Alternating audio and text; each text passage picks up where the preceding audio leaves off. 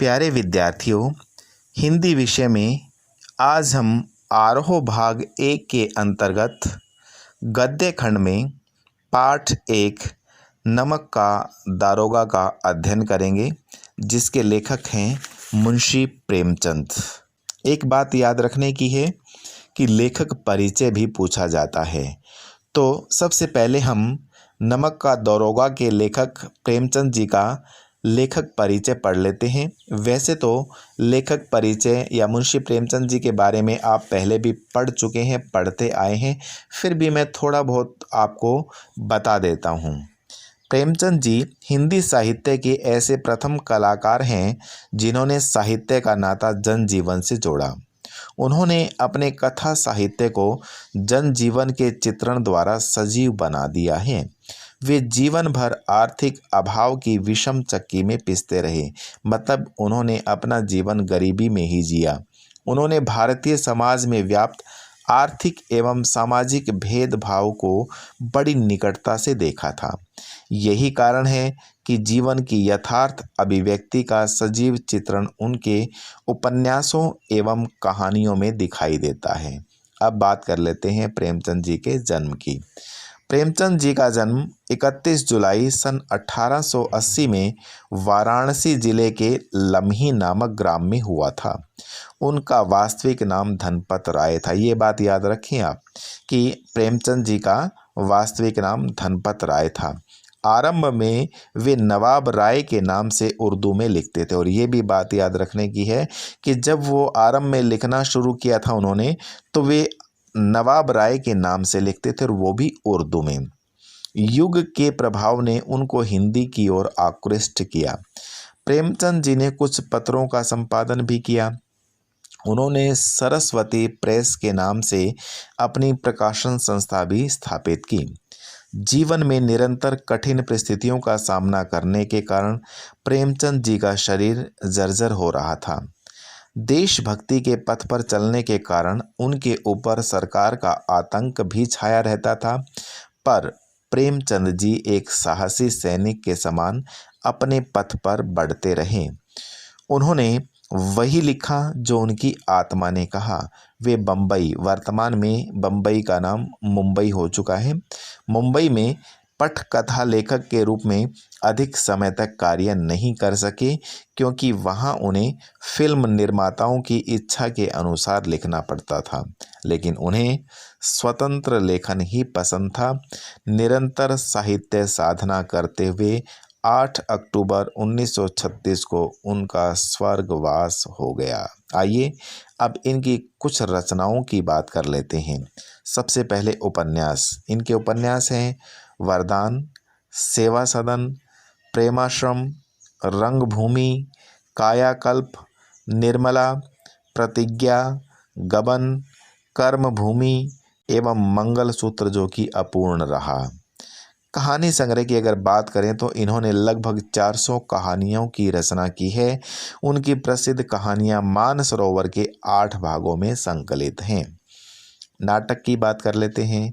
इनके नाटक हैं करबला, संग्राम और प्रेम की देवी। निबंध संग्रह में है कुछ विचार और विविध प्रसंग। और जब हम किसी भी लेखक का जीवन परिचय देते हैं तो उसमें साहित्यिक विशेषताएं और भाषा शैली भी देनी होती है। तो ये बातें आप अपने हिसाब से देख लेना, पढ़ लेना। अब मैं बात करता हूँ नमक का दारोगा पाठ के सार की। आइए अब हम नमक का दारोगा पाठ का सार देख लेते हैं। सबसे पहले नमक का दारोगा पाठ का सार पढ़ने से पहले मैं आपको बता दूं, इसमें मुख्य पात्र 2 ही हैं मुख्यतया। एक है मुंशी वंशीधर और दूसरे हैं पंडित अलोपीदीन। आइए अब हम इसके पाठ की सार की बात कर लेते हैं। नमक का दारोगा प्रेमचंद की एक ऐसी कहानी है जिसमें लेखक ने समाज में व्याप्त भ्रष्टाचार की पोल खोलते हुए ईमानदार व्यक्ति की व्यथा तथा उसे मिलने वाले ईमानदारी के फल का चित्रण किया है। जब नमक का विभाग बना तो इसकी भी कालाबाजारी होने लगी। अधिकारी रिश्वत लेकर इस चोर बाजारी को अनदेखा कर रहे थे। इन्हीं दिनों मुंशी वंशीधर नौकरी की तलाश में निकले। इनके पिता वृद्ध हो गए थे।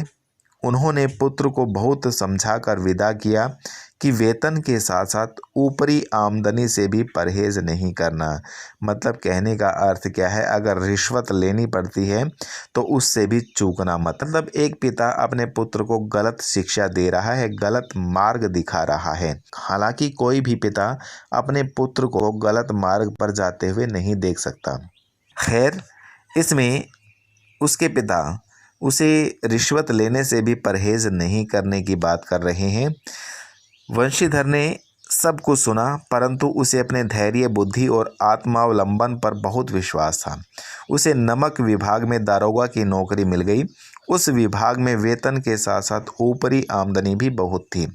उनके पिता बहुत प्रसन्न हुए तथा पड़ोसियों के हृदय में कांटे चुभने लगे। अक्सर ऐसा होता है कि जब पड़ोस में कोई नौकरी लग जाता है, सरकारी नौकरी मिल जाती है, पड़ोसियों के हृदय में कांटे चुभते हैं, वह दूसरों की आंखों की किरकिरी बन जाता है।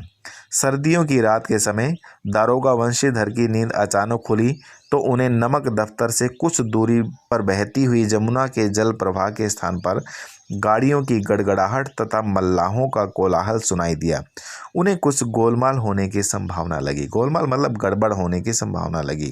वे वर्दी पहनकर तथा तमंचा जेब में रखकर घोड़े पर सवार होकर जमुना के पुल पर जा पहुँचे। वहाँ गाड़ियों की एक लंबी कतार पुल के पार जा रही थी। उनके पूछने पर गाड़ी वालों ने बताया कि ये दातागंज के पंडित अलोपी दिन की गाड़ियाँ हैं। पंडित अलोपी दिन उस क्षेत्र के सबसे अधिक प्रतिष्ठित जमींदार थे।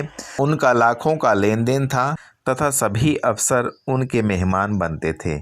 अक्सर ऐसा देखा जाता है कि कोई भी रसूखदार व्यक्ति जो होता है उसके आगे सभी सर झुकाते हैं, उसकी जी हुजूरी करते हैं। ऐसा ही पंडित अलोपी दिन के साथ भी था। दरोगा जी के यह पूछने पर कि गाड़ियाँ कहाँ जाएंगी, उत्तर मिला कि कानपुर। उनमें लदा क्या है, यह जानने के लिए जब दारोगा जी ने बोरों को टटोला तो उनमें नमक के ढेले थे। उन्होंने वे सभी गाड़ियां वहीं रोक दी। पंडित अलोपी दिन को जब इस घटना का पता लगा तो वे तुरंत घाट की ओर चल पड़े। उन्हें पूरा विश्वास था कि वे रिश्वत के बल पर दारोगा को खरीद लेंगे और उनकी गाड़ियां आसानी से निकल जाएंगी। उनकी मान्यता थी कि न्याय और नीति सब लक्ष्मी के ही खिलौने हैं। मतलब सब कुछ पैसे से खरीदा जा सकता है। उन्होंने वंशीधर को रिश्वत देनी चाहिए, पर वंशीधर कोड़ियों पर ईमान बेचने वाले व्यक्ति नहीं थे। उन्होंने जमादार बदलू सिंह को अलोपी दिन को हिरासत में लेने की आज्ञा दी। इस पर अलोपी दिन हैरान हो गया, क्योंकि आज तक उनसे किसी ने ऐसी कठोर बातें नहीं की थी। उन्होंने वंशीधर को 40,000 तक की रिश्वत पेश की, परंतु वंशीधर ने स्पष्ट कह दिया कि 40,000 नहीं, 40 लाख पर भी नहीं, और बदलू सिंह को पंडित अलोपी दिन को हिरासत में लेकर चलने के लिए कहा। बदलू सिंह को अपनी ओर हथकड़ियां लेकर आते देखकर अलोपी दिन मूर्छित होकर गिर पड़ा। सुबह चारों ओर इसी घटना की चर्चा थी। अलोपी दिन को हथकड़ियों में बांधकर अदालत में लाया गया। अदालत के अधिकारी, वकील मुख्तार, अर्दली, चपरासी आदि सभी उन्हें हथकड़ियों में देखकर हैरान थे, क्योंकि सभी उनके उपकारों से दबे हुए थे। उन्हें उनका इस प्रकार कानून के फंदे में फंसना भी अचंभित कर रहा था, क्योंकि वे अपने धन के बल पर कुछ भी कर सकते थे। अदालत में भी धन चला और मुंशी वंशीधर के सत्य का कोई मोल नहीं पड़ा। मतलब सब कुछ उसने पैसे से खरीद लिया। अदालत में डिप्टी मजिस्ट्रेट ने अलोपी दिन के विरुद्ध दिए गए प्रमाणों को निर्मूल और भ्रमात्मक बताकर उन्हें रिहा कर दिया तथा वंशीधर को चेतावनी दी कि वह भविष्य में होशियारी से काम करे। मतलब कहने का अर्थ क्या है कि जब उसके खिलाफ कोई सबूत, कोई गवाह नहीं मिला तो उसे बाइज्जत बरी कर दिया गया। इस घटना के एक सप्ताह के अंदर ही वंशीधर को नौकरी से निकाल दिया गया। वे घर आए तो उनके पिता ने उन्हें बुरा भला कहा। माता तीर्थ यात्रा पर जाना चाहती थी, उसकी कामनाएं भी मिट्टी में मिल गई तथा पत्नी ने भी कई दिनों तक ढंग से बात नहीं की। इस प्रकार के वातावरण में वंशीधर का एक सप्ताह बीत गया। एक दिन संध्या के समय एक सजा हुआ रथ उनके द्वार पर आकर रुका। वंशीधर के पिता अगवानी के लिए दौड़े तथा पंडित अलोपीदीन को रथ से उतरता देखकर उन्हें झुककर दंडवत करने लगे तथा उनकी चापलूसी में लग गए। वे जब वंशीधर को बुरा भला कहने लगे तब अलोपीदीन ने कहा, ऐसा नहीं कहें, आपका पुत्र तो कुल तिलक और पुरुषों की कीर्ति को उज्जवल करने वाला तथा धर्म परायण व्यक्ति है, जो धर्म पर अपना सब कुछ अर्पण कर सकता है। उन्होंने वंशीधर की प्रशंसा करते हुए उसे अपनी जायदाद का मैनेजर पद स्वीकार करने की प्रार्थना की। उन्हें 6,000 वार्षिक वेतन के अतिरिक्त बांग्ला, नौकर चाकर आदि देने का वचन भी दिया। वंशीधर ने स्वयं को इस पद के अयोग्य मानते हुए स्वीकार करने से मना कर दिया, परंतु अलोपीदीन के बार बार आग्रह करने पर उन्होंने यह पद स्वीकार कर लिया तो अलोपीदीन ने प्रसन्न होकर उन्हें गले लगा लिया। तो यह था पाठ का सार। आपने देखा, ईमानदारी सदा जीवित रहती है, किसी न किसी रूप में अपने आप को परिलक्षित करती है। बेशक बेईमानी का ज़माना है, लेकिन ईमानदारी कभी मरती नहीं है।